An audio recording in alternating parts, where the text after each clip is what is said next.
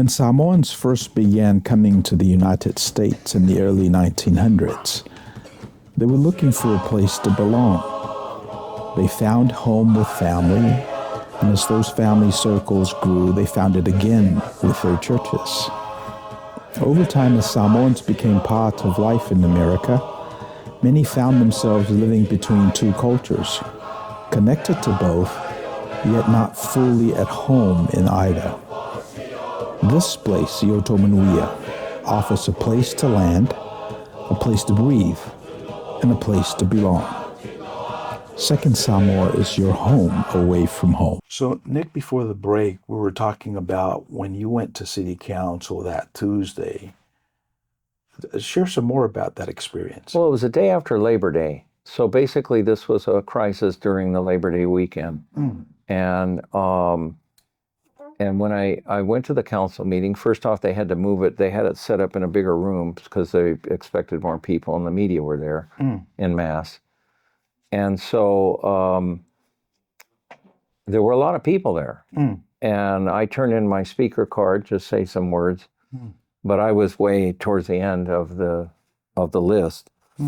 But there were some common themes, different themes on the speakers. Tell us about those. Well, one is, why did the city allow this company to come here in the first place, to be so close to homes and businesses? Well, why do you think that happened? Well, I wasn't here at the time, but usually, promises are made. A company's coming in, they're going to bring jobs, supposedly, into the community. And of course, the company's going to say, well, we have safety things in place, but obviously we needed more regulation and oversight on that. So they were allowed to be there from years ago. But then obviously, according to the different government officials, they didn't comply with correcting the safety violations. But in any case, yes, they employ about 500 people, as I understand it. But as you pointed out, a lot of them live outside of Garden Grove. But they do pay property tax, I assume, and they have maybe sales tax on what they're selling, and so they're bringing in revenue to the city. Okay, and what was the other part you want to know? Well, so we were talking about the themes. Oh, the themes. The speakers. People were complaining about why did the city should have been involved, as well as the other government agencies that are supposed to oversee the AQMD. Yes, but also the OSHA and other entities, whether it's state or county or local. And the question is, why was this company allowed to keep going and keep operating despite the fact that they had not corrected this multitude of safety violations and so on? And why didn't any of our government entities issue an order saying you have to put in a backup system? We're not going to let you continue to operate without a backup system of a cooling system in place. So there needed to be more oversight. So people were upset that the government officials were not doing their job to oversee and hold the company accountable to bring in the safety corrections that should have been made and to have the backup systems in place. That's number one. Another concern people had is that the company is making all this money. Did they say how much? And well, they're making, but who's going to pay?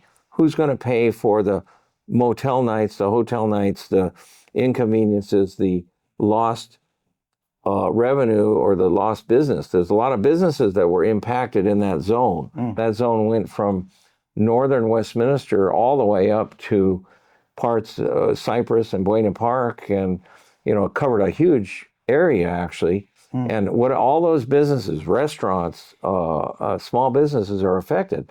Small business owners, they're usually on the edge of existing, and so when you have something like this over a holiday weekend, where there's no revenue coming in for 3 or 4 days, what are we going to do?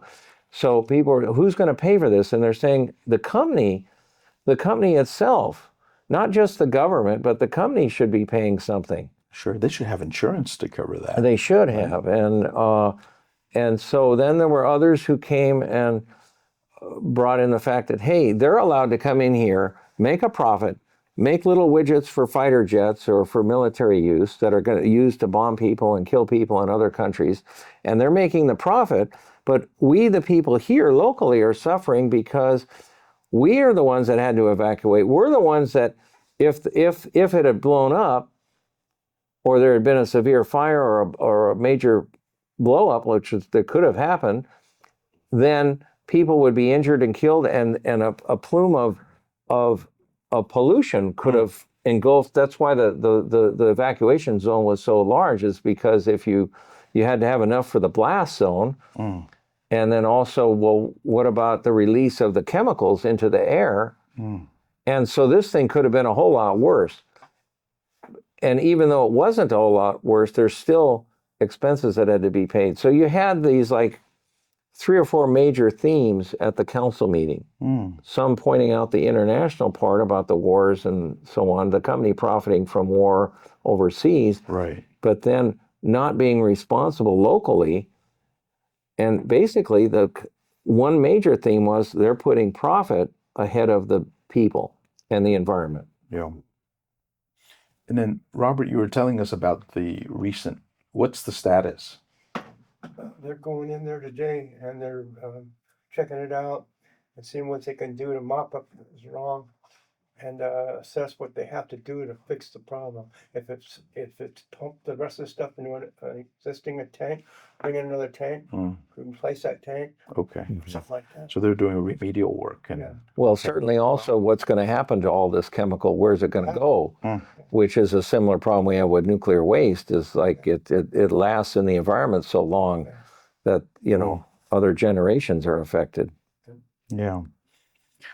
So the MMA causes certain symptoms, right? Skin rashes, tingling lips, sore throats.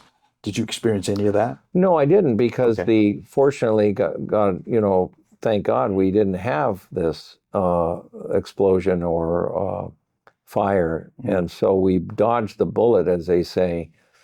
Yeah. Just by the grace of God, we were able to, that third alternative worked out, but it could have been a lot worse. And if it had been a lot worse, people could have been killed and injured, and nobody wants that. Yeah. But everybody was sort of at the meetings, or a lot of people were, I think, of the agreement that this company didn't operate correctly, that they're putting, like I said, profit ahead of people. And I think the anger in the room, whether it was people concerned about businesses or just being reimbursed for having to evacuate, or whether they're concerned about the broader implications of this company providing parts for weapons overseas or fighter jets, everybody was pretty much, I think, on the same page that the culprit is the company, but that the government and our taxpayers are going to have to pay the price. And yes, there'll be lawsuits. I went to a meeting with our local congressman, Derek Tran. He had a town hall or informational meeting 3 or 4 days later. No, I think it was the next day, on Wednesday. So the council meeting was on Tuesday, and then the next day, the day after Labor Day, the day after Memorial Day was the council meeting, and on Wednesday, the Congressman Tran had a meeting. And when you go in there, and they had a briefing from the fire authority people and others, officials, you had 7 or 8 tables of law firms there, so that if people felt they needed legal representation, they would have, a choice of legal firms. Yeah. So this, of course, the courts are going to, the lawsuits and this and that, but that could take years. I think we as Americans need to be proactive and insist that our leaders do more, our elected officials do more to be proactive and to prevent these kind of things from happening. And we need more oversight of companies. Yeah, I'm just thinking about the young second Samoans that are listening in, and how can they participate making sure that these don't happen. I have a good point for that. Okay. And first off, I want to mention, we go back to February 26th. The pastor of the Assemblies of God Church in Garden Grove was the person that the mayor invited, Mayor Stephanie Kloffenstein, to give the invocation of the mayor's prayer breakfast. Okay. So I had a chance to meet him and talk to him. This is in February? End of February. Okay. So there's a connection there in that we do have a Samoan community in Garden Grove. And the other connection I want to make is that this happened just around the time of graduations, high school graduations. Our high school graduations were, for the most part, like 2 days after Memorial Day. So you had the council meeting on Tuesday, then the congressman's thing, and then I think on Thursday we had graduations, or Wednesday, no, that day on the 27th. So I have an important message that I have tried to share with multiple graduating classes. You're going to read that. Well, just a brief statement, and that is, Go ahead. and this how it applies to, I think, not only the Samoan community, but everyone who is graduating from high school or college. And you remember those days when you were in college, you were in high school, you graduated, and you have your whole future ahead of you. And so what I've tried to do as a teacher and an educator is to point out to students, whether they're college students or high school, something very important. And that is to look ahead for the next 40 years. Because when you graduate from high school or college, you have about another 40 years of work time. And I tell students, you're going to work about 8 hours a day, 5 days a week, 50 weeks a year, times 40 years, that's 80,000 hours. So we have this, each of us have this 80,000 hours of work time. Okay. And the question is, and I base it on this, from Matthew 5:9, blessed are the peacemakers, for they shall be called the children of God. So that's part of the Sermon on the Mount. So I'm asking the graduates, and I give them a letter. I try to get it out to all of them. I ask you, the graduates, to please devote your talents and abilities and your precious lifetime of 80,000 work hours working in a career to help achieve much needed positive change, because it is the right thing for each of us and all of us to do. This means working to achieve a better future by helping others, helping your community, city, nation, and the world to be better than you found it. This also means putting people's welfare and the greater good of individuals and humanity ahead of greed, corruption, and unfair and unethical results and outcomes, and to help end and prevent wars. And then I bring in a link here to encourage them, and even for adults, all of us, to watch or read Dr. Martin Luther King Jr.'s very important speech, which is called Beyond Vietnam, that he gave on April the 4th, 1967. And he was assassinated exactly a year to the day later, because obviously he had criticized the war. But that still timely speech is just as important today as when he gave it. And you could put in other countries where it says Vietnam.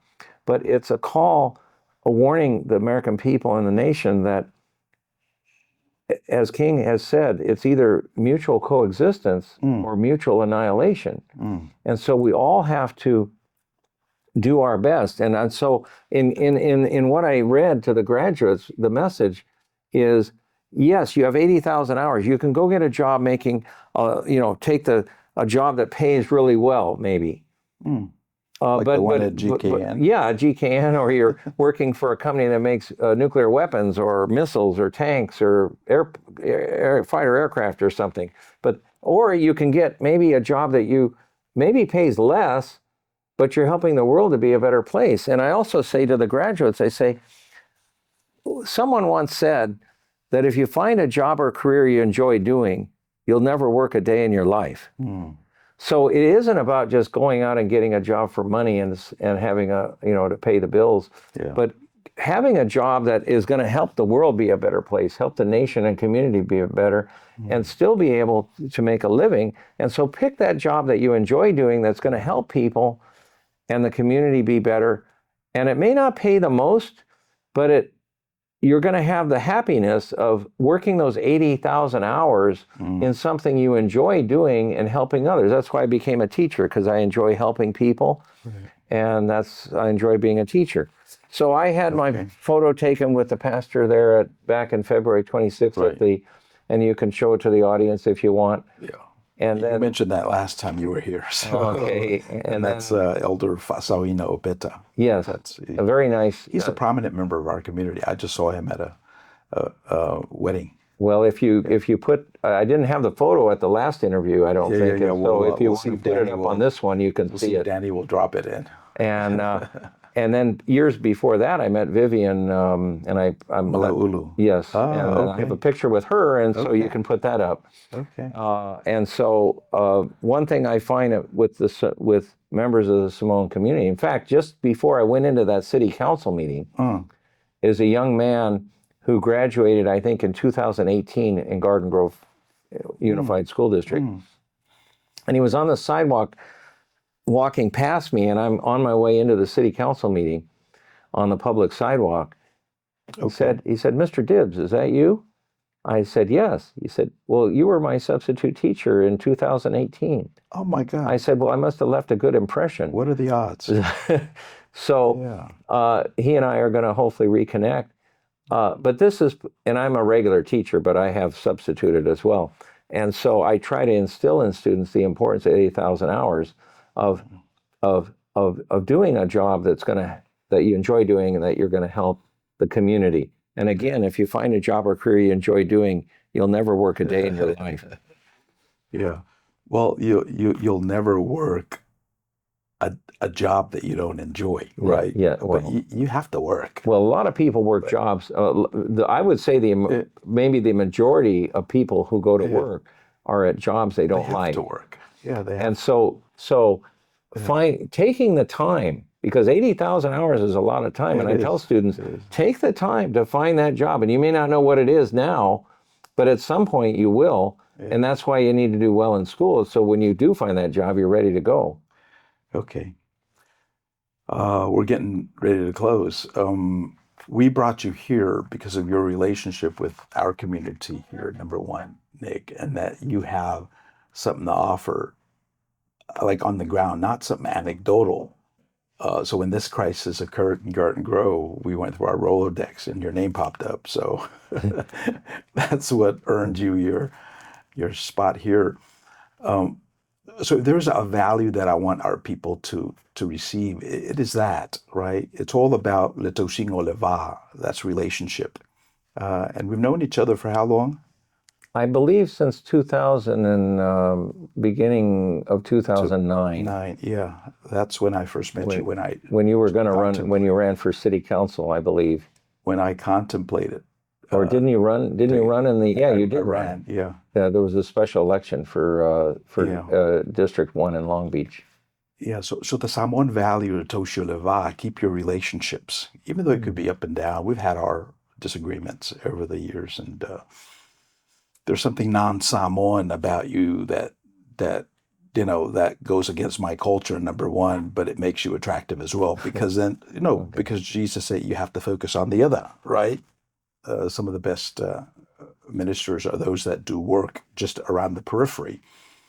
And so I've kept that relationship over the years, and I do appreciate you coming here, Nick, and sharing with us your insights, what actually happened, and then those anecdotal metaphors that are so important with universalizing some of our crises. Well, is there anything else you want to say? This was like I've tried to convey. This is a learning.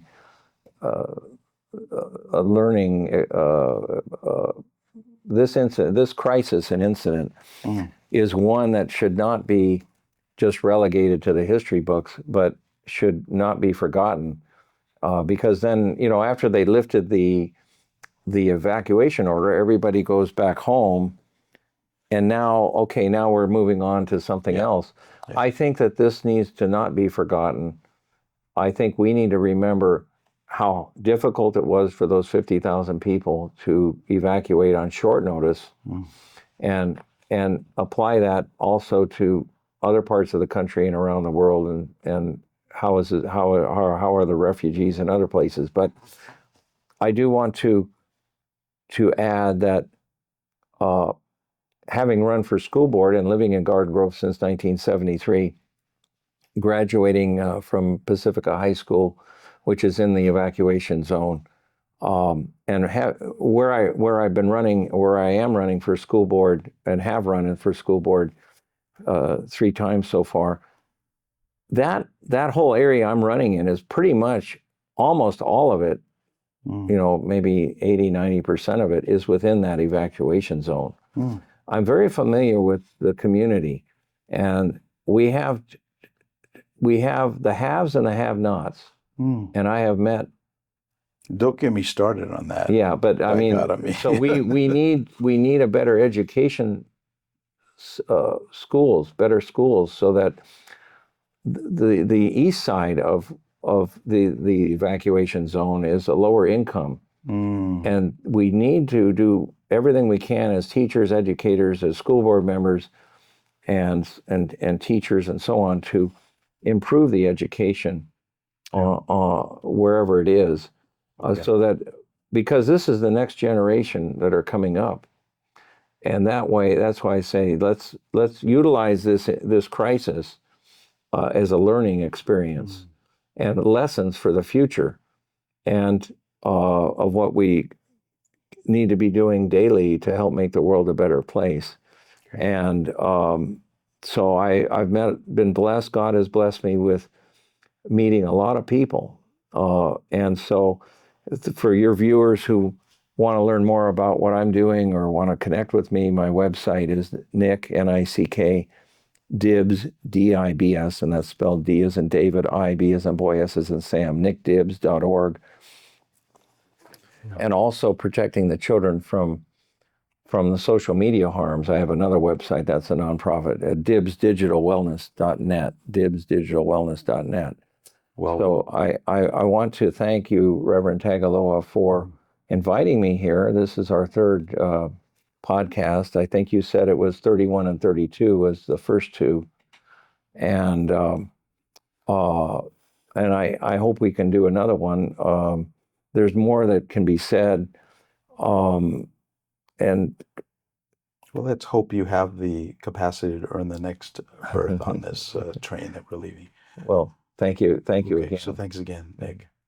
Yo dato programa namal sunga ya Nick Dibbs. O mai pela vele programa ia assets, let's say, na itangata mai e whapopol dato community, i mal dato Sava Valley foi, i elangata dato community Samoa, e hape foi the community ne America. So mele molte le tuai whaftai, whafonga mai, whaongate me matamatai foi ma whaongolongo i whasoa foi ele. So I Nick Dibbs, tu sa me whawhitauri na tupui Garden Grove. Ia mele awha pe i se fasili ia tā mai i ona basile le sunga Nick Dibbs. Al te minei Manuia telu whasosonga al dato o tunu o luto o ono mispo wena tangaloa. Mai o tō Manuia.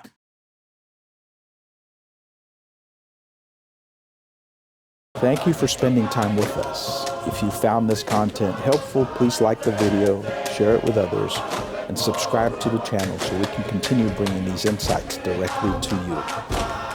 Yo tō Manuia.